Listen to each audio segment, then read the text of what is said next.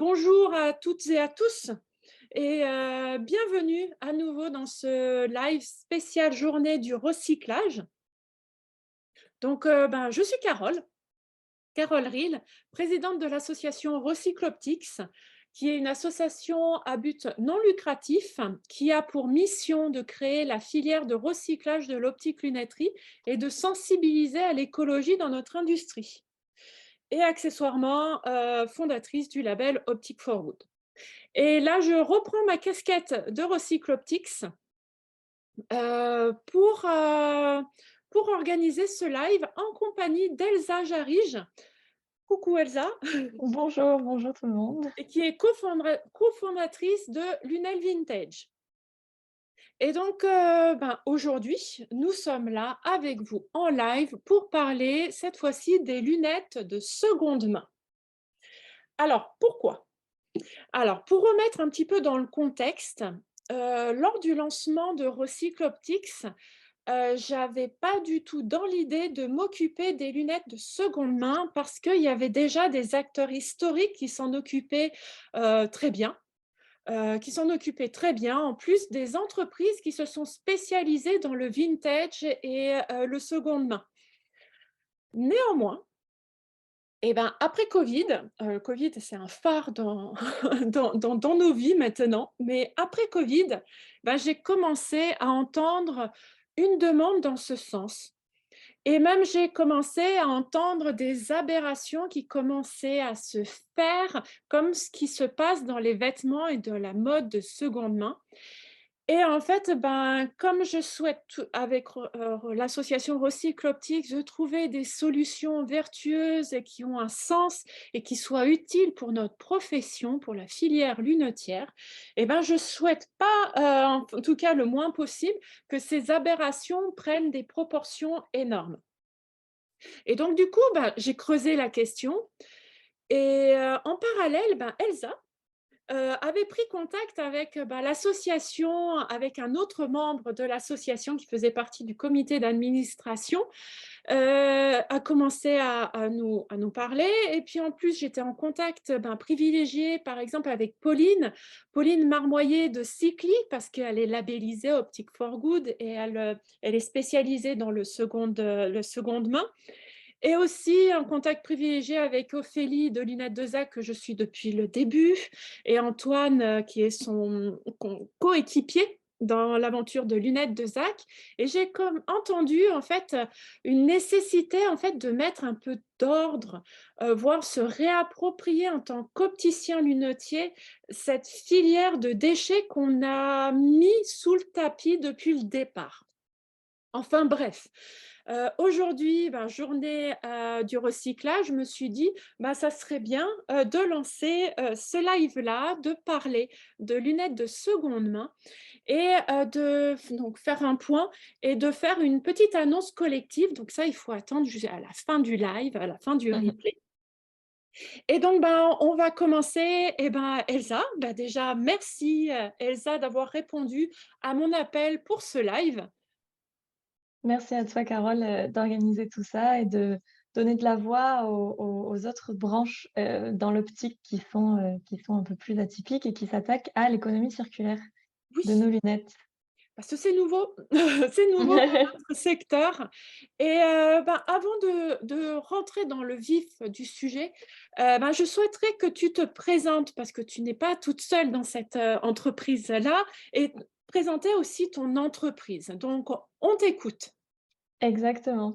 Merci. Donc moi je m'appelle Elsa et depuis, fin 2018 avec, mon associée et très bonne amie Pauline, on s'est en fait rendu compte que, le monde de l'optique était assez opaque, que pour avoir, et c'est en train de changer un petit peu, mais pour avoir à l'époque des lunettes, dont on pouvait connaître l'impact, la production, réduire leur impact tout en ayant des bons verres et des lunettes, assez originales et stylées, c'était assez compliqué alors que nous en parallèle, on adorait faire les brocantes et on trouvait, pas mal d'anciennes montures mais abîmées, poussiéreuses, pas du tout en état, avec des anciens verres de vue et cetera. Donc on a commencé à restaurer, des lunettes, pour nous-mêmes, et on s'est dit qu'il fallait faire quelque chose, il fallait, récupérer toutes ces lunettes et les remettre sur le marché et donc c'est ce qu'on a fait en fondant, Lunel Vintage. donc qui est notre entreprise et qui a pour but en fait de non seulement mettre de la seconde main dans le monde de l'optique, mais vraiment en fait restaurer, donc remettre à neuf. Il y a ce côté de reconditionner. On comprend bien que les paires, que les anciennes paires de lunettes peuvent pas être réutilisées dans l'état, mais ce qu'il faut qu'on se mette dans la tête, c'est qu'elles peuvent être réutilisées, réemployées en fait. Et ça ne consiste donc pas en un déchet, mais on l'oublie beaucoup trop souvent. Et donc là, on a la possibilité de revaloriser ces ressources-là et c'est ce qu'on fait, avec Lunel Vintage, au quotidien et donc on répare surtout, les lunettes anciennes parce que c'est, notre, disons, spécialité. Comme tu as dit, les lunettes, vintage qui sont de très bonne qualité, qui ont des formes, incroyables et on les remet en vente à travers des partenaires et aussi sur notre site en ligne, donc sur, www.lunelvintage.fr. Et bah, ça avait fait écho quand j'ai commencé à découvrir Lunel Vintage. C'est que, bah, oui, j'ai eu le même parcours, mais j'ai pas du tout eu l'idée d'en faire, une spécialité et j'ai une belle collection de lunettes, vintage et Tu peux te faire et une j'adore. collection de Lunel aussi. Oui et j'adore ce concept-là et puis en plus elles sont hyper belles, mais j'avais pas la patience de les remettre en état. Donc du coup, je les portais telles quelles et aussi la spécialité, de Lunel Vintage, c'est, d'être vraiment un spécialiste de restauration de lunettes, vintage. C'est ça, donc de remettre à neuf, c'est vraiment notre mission numéro un. Et depuis, maintenant, beh, presque, ouais, 4 ans qu'on fait ça. On s'est donc vraiment spécialisé sur les différents types de matériaux, sur les différents, types de montures. On a énormément de montures anciennes aussi. On peut proposer, aux gens, si vous cherchez une paire particulière, une forme et cetera, en fait, c'est aller chercher dans le patrimoine de lunettes et de design qui existe, qui est incroyable et qui nous impressionne parce qu'on n'a jamais de paire pareille. C'est aussi hyper passionnant, donc c'est vrai que ça prend du temps de remettre en état, mais ça vaut le coup. C'est des paires de qualité qui peuvent encore durer, énormément d'années et c'est des matériaux qui ont été extraits, métaux, plastiques et cetera. Comme tu as sûrement pu l'expliquer au cours de d'autres lives, les lunettes sont très difficiles à recycler, donc on pense qu'avant ce stade, il faut vraiment penser à la réutilisation, le réemploi, le reconditionnement. Et donc, bah, si les personnes là qui nous regardent ont des questions, par rapport à l'entreprise d'Elsa, qu'ils n'hésitent pas à le mettre en commentaire et on répondra aux questions à la fin de ce live-là. Et ben, par rapport, bah, à tes engagements qui sont très forts avec Pauline chez Lunel Vintage, j'aimerais aussi que tu nous parles, que tu nous expliques l'importance de garder cette notion des 5 R. Quand on est dans le zéro déchet, on le connaît. Même toi, tu parles de 6 R et donc j'aimerais, bah, que tu nous expliques, j'allais dire brièvement, mais c'est un sujet hyper passionnant, donc on Mmh. peut facilement prendre des heures sur ce sujet-là. Je vais faire Mais ce que je peux. expliquer en fait cette importance de ces 5 ou 6 R, pour, comprendre, voilà, la mentalité de ces lunettes de seconde main et de leur importance, qu'elles soient là. Bien sûr. Hem, En fait, nous, ce qui vraiment nous a lancé, enfin, ce qui nous a motivés à lancer, Lunel Vintage, c'est vraiment ce souci d'économie circulaire, de se dire: «Il faut qu'on utilise, ces ressources». Il y a, plus de 10 millions de lunettes qui sont jetées chaque année entre la France et l'Europe et les États-Unis, ce qui est énorme, en fait et on peut faire notre part pour réemployer ça. Donc l'économie circulaire, c'est vrai qu'on pense souvent directement au recyclage et aujourd'hui, c'est la journée du recyclage et c'est génial. Mais en fait, il y a plein d'étapes qu'on peut faire avant d'arriver au recyclage qui sont donc ce qu'on dit les 5 ou les 6 R.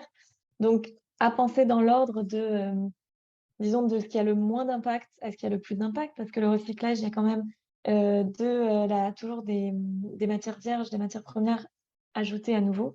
Le recyclage 100 n'existe pas et de l'énergie pour broyer les matériaux, les trier et cetera. Donc nous, ce qu'on va toujours, conseiller et puis c'est la base des 5-6 R de l'économie circulaire, c'est de 1, beh, refuser. Donc si on n'a pas besoin, je sais que c'est antithétique parce que nous, on vous propose des lunettes, mais si vous n'en avez pas besoin, prenez pas la deuxième paire, hein. Peu importe, le prix et vraiment, se centrer sur les besoins. Donc refusé. Ensuite, il va avoir le réutilisé. Dans le cas des lunettes, c'est compliqué de réutiliser en l'état. Donc ce qu'on va faire, c'est qu'on va faire du reconditionnement, de la remise à neuf, ce qu'on peut appeler aussi parfois la refabrication. Mais dans notre cas, c'est vraiment on prend la paire, telle qu'elle est, on ne va pas broyer le matériau, on va juste changer, les parties, nécessaires, donc polir si besoin, changer les plaquettes, les embouts et bien évidemment, au final, le changement du verre, hem, pour qu'il soit adapté aux besoins et qu'il soit surtout, aux normes ISO européennes de nos jours. Et finalement, après ça, si on ne peut pas faire toutes ces étapes, il va y avoir le recyclage qui est essentiel et ce qu'on on veut aussi, participer avec Recycle Optique, mais qui doit être, disons, la dernière étape pour un objet, dans sa réutilisation et son réemploi dans l'économie circulaire. Et Mmh. donc nous, on a aussi des paires qu'on a récupérées qui sont totalement abîmées, qui sont cassées à des endroits où on ne peut pas réparer, qui sont en plusieurs morceaux et donc là, on va passer à la prochaine étape et on espère pouvoir développer ça ensemble avec, les différents acteurs de, que tu mets en avant aussi avec Recycle Optique pour recycler ces paires-là. Mais tout ce qui va pouvoir être restauré avant, c'est une étape essentielle.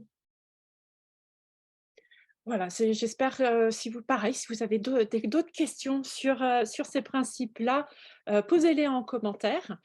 Bah, pour moi, c'est clair et puis je suis dedans donc du coup, j'ai pas d'autres questions dessus. Mais c'est hyper important de comprendre aussi l'utilité de cette philosophie de réutiliser, les C'est un lunettes.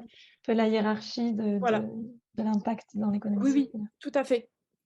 Et est-ce qu'aujourd'hui tu peux, nous dire ce que représente la seconde main de manière générale? Parce que c'est vrai que c'est nouveau en optique lunetterie, mais Mmh. j'ai l'impression c'est pas ancré, je vais dire ancré, mais si, la seconde main dans la mode par exemple, c'est ancré ou même, tous les ateliers de réparabilité qu'on peut voir, un petit peu à droite à gauche pour réparer, les machines à laver ou autres comme ça. C'est quoi? Est-ce que tu peux nous dire que représente la seconde main? En effet, en France, notamment dans le monde de la mode, il y a de plus en plus de parts de marché, de vente de seconde main. Donc de soit revente, donc réutilisation en l'état, soit de surcyclage, upcycling comme on dit, où les matériaux sont réutilisés pour reformer d'autres habits. Donc c'est ce que nous on va faire avec les lunettes. Hem, pour le monde de l'optique, c'est encore assez, niche, assez nouveau. Comme tu l'as dit, on est plusieurs acteurs, c'est en train de prendre de l'ampleur et les gens sont aussi en demande de ces solutions. On n'en est pas au niveau de part de marché, comme dans la mode où on peut atteindre les 20-30. C'est encore, personnellement, j'ai pas les données de tout le marché de la seconde main, dans le monde de l'optique et d'ailleurs, pour moi, c'est super important à chaque fois que je dis seconde main de dire que c'est, du réemploi, du reconditionnement parce que bien sûr, il y a un travail sur la lunette qui est parfois pas fait, sur les habits s'ils sont dans un état qui peut être réutilisé. Là, il y a vraiment un travail de réemploi. Donc c'est aussi pour ça que c'est intéressant de s'associer, de faire un partenariat pour mieux pouvoir attaquer le marché ensemble. Il y a de la demande, chacun des différents acteurs, on est en train de pénétrer le marché à notre façon et on voit que c'est en train de changer, les gens sont hyper réceptifs. On a moins besoin d'expliquer que peut-être en 2018 quand on commençait, qu'est-ce que du coup le réemploi, le reconditionnement de la lunette. Il y a encore des gens que ça surprend, qu'on puisse en fait, remettre en état des lunettes, que les lunettes ne sont pas en fin de vie après que vous les ayez utilisées, quelques années. Donc ça, c'est important de continuer à faire passer, ces messages. Et après pour nous, bah, en général, sur tous les éléments qu'on utilise, par exemple, les anciens verres vont être, donnés à des créatrices qui vont les réemployer pour faire des bijoux. On a nos étuis qui sont aussi faits en matière, issue de l'upcycling et du réemploi. Donc je pense qu'il y a vraiment une mentalité à faire changer sur tous les aspects, d'un business et en effet, l'optique est en train de prendre ce virage et on est ravis d'en participer et merci à toi aussi pour donner cette visibilité. Oui, c'est vrai que les autres, bah, surtout le secteur de la mode est très inspirant sur, tout ce qui peut se passer dans la seconde main et que même si, on arrive en fin de vie, on arrive à trouver des solutions. Il y en a qui, enlèvent les fils, enfin dépelotent, mais c'est plus on ne tricote pas, mais dépelotent et Mmh. retraitent le fil pour recréer des choses. Bon, en lunetterie, c'est un petit peu plus compliqué, on peut pas dépeloter une lunette, mais j'en suis sûre qu'il y a des choses qui peuvent être trouvées comme solution.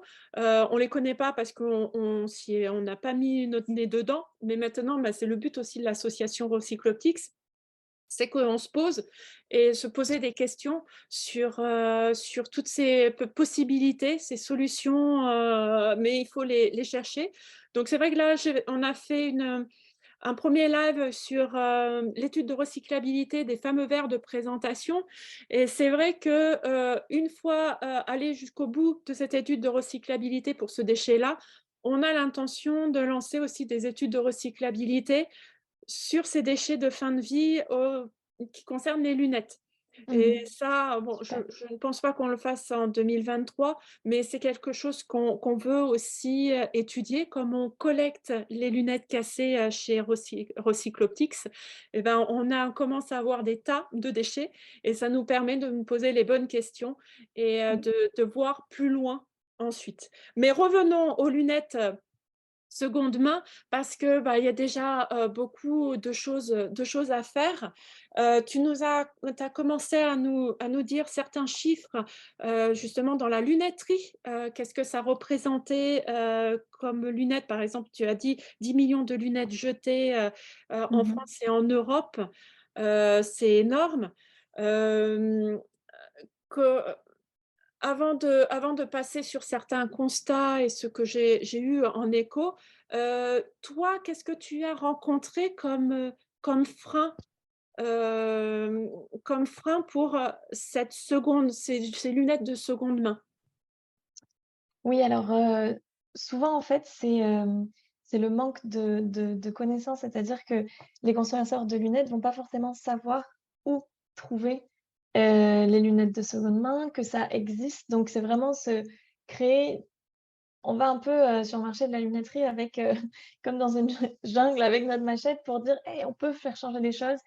Heu, quand on présente nos produits, à des marchés ou dans des magasins et cetera, ils sont vraiment, comme neufs et donc c'est ce qui peut surprendre aussi, hem, d'essayer de comprendre, en fait, quel est le mécanisme, la réparation et cetera. Donc il y a ce premier er frein qui va être, en fait, la connaissance, arriver, jusqu'aux consommateurs, finaux. C'est pour ça, je pense, c'est hyper important aussi, d'impliquer, tous les opticiens, dans ce changement et que les consommateurs demandent aussi à leurs opticiens. Nous, on avait commencé à faire cette démarche au début pour comprendre, quand on cherchait des lunettes plus respectueuses de l'environnement. On allait à nos opticiens, on demandait: «Mais où c'est fabriqué? Expliquez-nous quel est l'impact environnemental de ces matériaux, où ils sont extraits, et cetera» et on n'avait, pas de réponse, en fait. Mais je pense plus il y a de gens qui demandent, voilà, à pouvoir consommer différemment aussi chez leurs opticiens, dans les magasins et cetera, plus ça va nous permettre d'amener ce genre de produits, sur le marché. Ensuite, on a eu d'autres freins qui maintenant, ça a été les freins un peu, techniques et de la mise en place des méthodes de remise en état, comme c'était encore un peu, un monde à défraîchir. Maintenant ça, c'est mis en place. Il y a aussi un peu la compréhension du fait qu'il y a un travail manuel sur la paire, donc la paire est vraiment valorisée et qu'on va pas avoir, des prix à 10 € la monture et donc là, il y a aussi un travail de compréhension, mais c'est le même travail qu'en général dans le monde de l'upcycling, la réparation, la remise en état, c'est qu'il y a un travail manuel, fait dessus qui est aussi, à respecter. Donc je dirais c'est un peu les 3 barrières, sinon c'est très bien accueilli.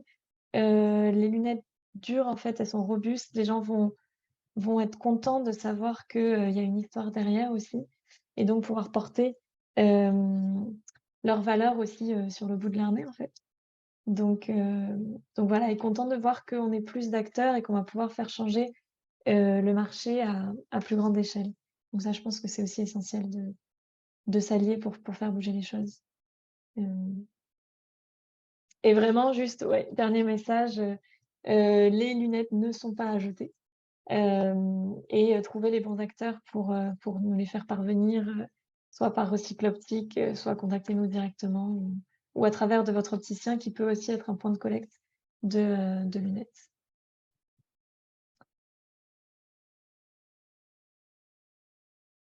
Carole, je crois que ton micro est sans Merci. son. Voilà. Pardon. S et donc, oui, en fait, c'est en entendant tout ça, toutes ces possibilités-là, toutes ces et en voyant toutes ces solutions se développer, seconde main et puis, bah, en vous écoutant, vous avez tous les mêmes, problématiques ou les mêmes avantages, et voilà, et j'avais un sentiment qu'il fallait que je réussisse à tous à vous réunir. Et donc du coup avec, ben, les quelques contacts qui étaient très actifs, bah, je vous ai réunis pour pouvoir, pour pouvoir parler de ça, de la seconde main. Donc c'est comme je l'ai dit, tout à l'heure, donc bon, il y avait toi Elsa et puis, ta collaboratrice, Pauline. Il y avait l'autre Mmh. Pauline, de Cycli, qui est aussi très active sur le seconde main, mais avec une autre entrée, tout comme, bah, Ophélie que je suis depuis le départ de son aventure des lunettes de Zach, et puis j'ai connu du coup Antoine entre-temps, hem, qui, fait est aussi acteur de la seconde main, mais pareil, d'une autre manière. Et en fait, Mmh. donc en discutant tous ensemble, bah, on a vu que, bah, il y avait quelques aberrations qui se commençaient à se faire, dont cette fameuse histoire d'une personne, d'un des détracteurs en fait de pays qui sont dans besoin de lunettes, et en fait qui se fournissent dans un stock d'associations françaises pour les revendre sur nos plateformes françaises du style Vinted et compagnie, et dont, ben, heu, il a contacté, un d'entre vous, enfin plusieurs d'entre vous, pour pouvoir, vendre ce stock-là. Et donc du coup, quand on entend ça, on se dit: «Mais mince, il y a pas une surveillance, il y a pas une traçabilité de ce qu'on donne dans les associations, ben, historiques, hem, qui les envoient dans les pays, en voie de développement». Enfin, je sais même pas, pardon, je dis pas pays en voie de développement, ça c'est mes cours de collège d'un temps ancien, qui revient, mais des pays qui ont besoin qui ont besoin de cette aide-là, et qu'on se retrouve avec un marché parallèle, comme on le voit dans la mode, et que ça commence à le faire dans les lunettes.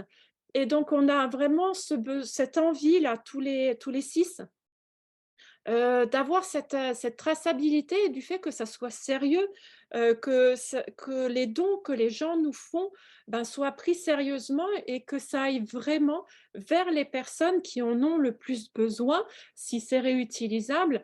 Et voilà, il y avait ça, il y avait, il y avait ce besoin de pouvoir, donner, ces lunettes dont on avait plus l'utilité et qu'on pouvait pas le réutiliser parce que c'est pas, vintage, parce que c'est pas revendable, parce que la qualité, elle est pas là pour pouvoir, la réutiliser une seconde fois. Donc ça, c'est ces fameuses lunettes, 2e paire, qui n'ont pas une qualité assez importante, et ne sont pas très sexy à reporter aussi.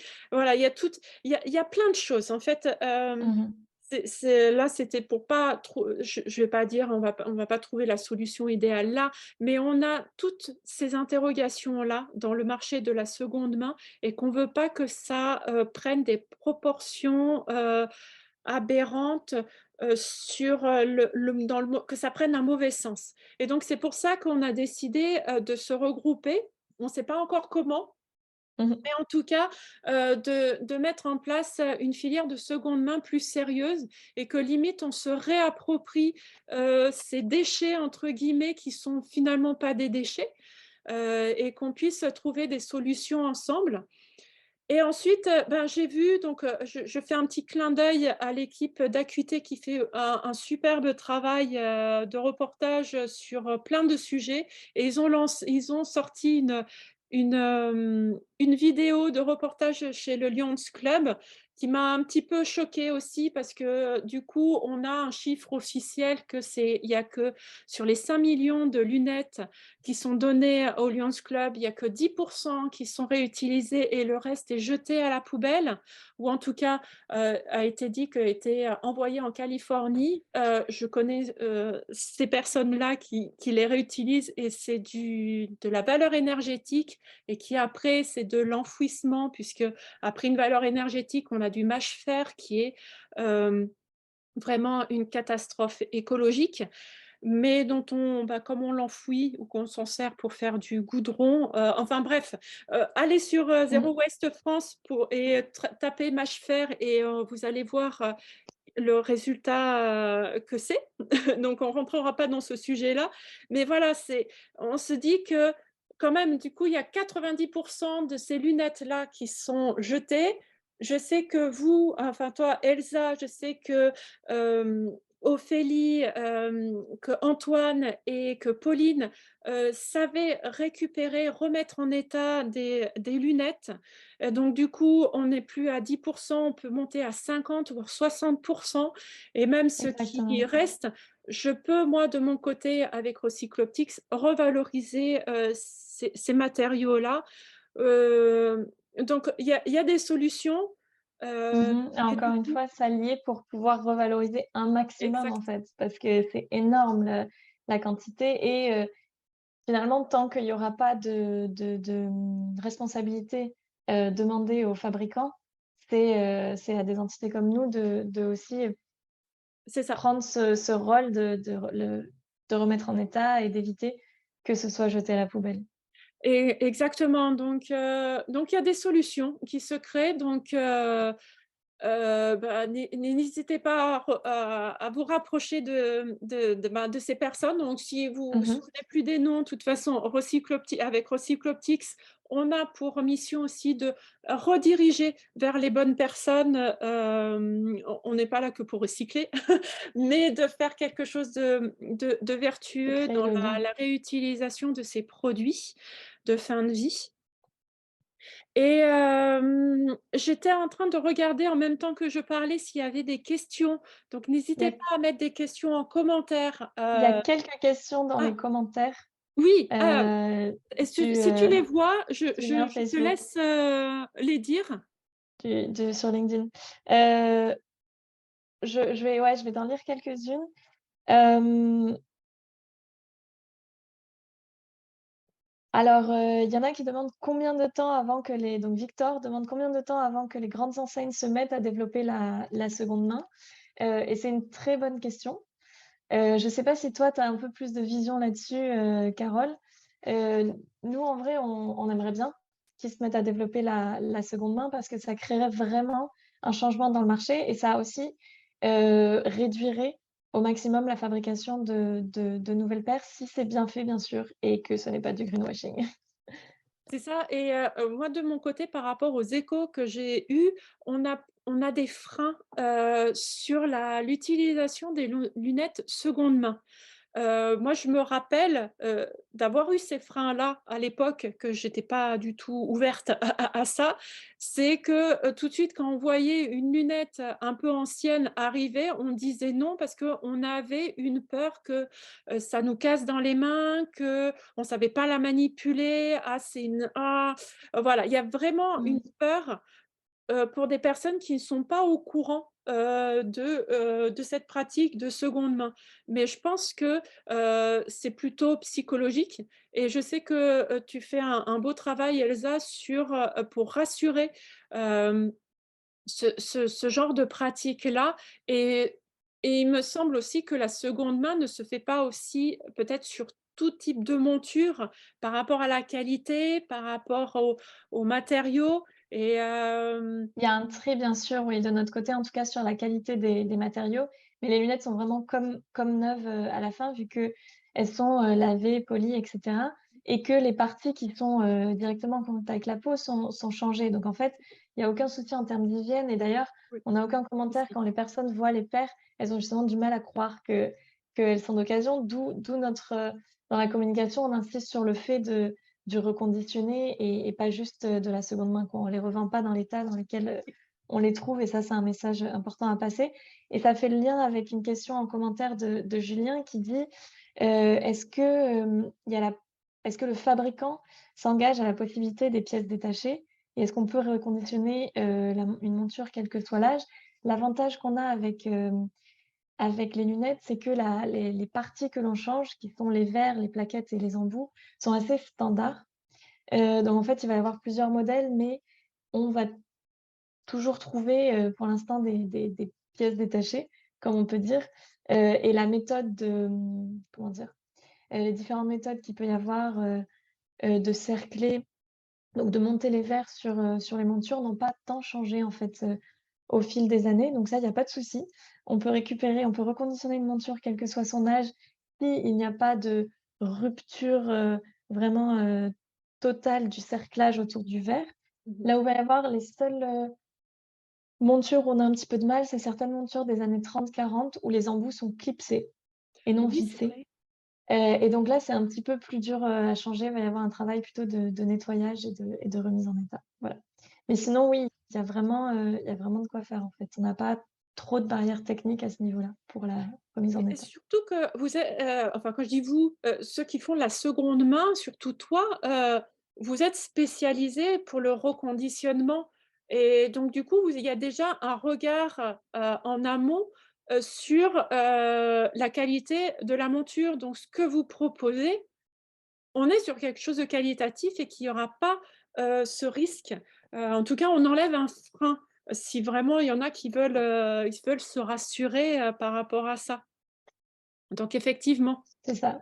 Et en principe, ces paires de très grande qualité, ça répond à la question une autre question de Victor Lassalle qui Oui. dit, que tôt ou tard, l'objet sera abîmé à nouveau et pourra être reconditionné et oui, en fait, si la monture est de qualité, sauf si on roule dessus ou qu'on la brise, elle va pouvoir être reconditionnée, plusieurs fois. Mmh mh. Heu, voilà et une dernière question de où on se fournit en lunettes usagées, Oui, beh, ça va être, plein justement d'endroits et c'est là où il faut, créer aussi du lien pour que les lunettes, reviennent. Il y a des millions de lunettes, qui sont endormis dans les tiroirs des Français, de gens qui osent pas les jeter parce qu'ils savent pas dans quelle, benne, les mettre. Donc ça, c'est hyper important qu'on puisse les récupérer. Nous, on achète des anciens stocks aussi, d'opticiens, de commerçants de la lunette, de collectionneurs, de particuliers. Ça va vraiment, dans tous oui, les sens. L'important, c'est de pouvoir remettre ces lunettes-là exactement. dans le sac.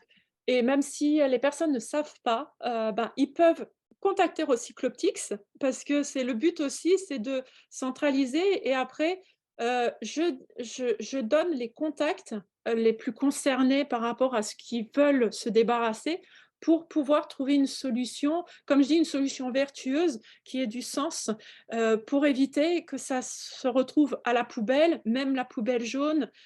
Ils savent pas s'en occuper et ça terminera en incinération ou en enfouissement. Donc, passez d'abord par l'association Recycloptix. Si vous avez pas de contact, ou vous vous souvenez plus des noms que je vous ai dit, mais je vais tout mettre dans le descriptif de la vidéo, je redispatche vers tous ces acteurs-là. Mais en tout cas, il y a, Mmh. cette envie de des acteurs de la seconde main de se réunir pour optimiser au mieux et upcycler au mieux et réutiliser au mieux encore. Mmh. J'arrête pas de dire au mieux, mais parce que, heu, il y a des solutions.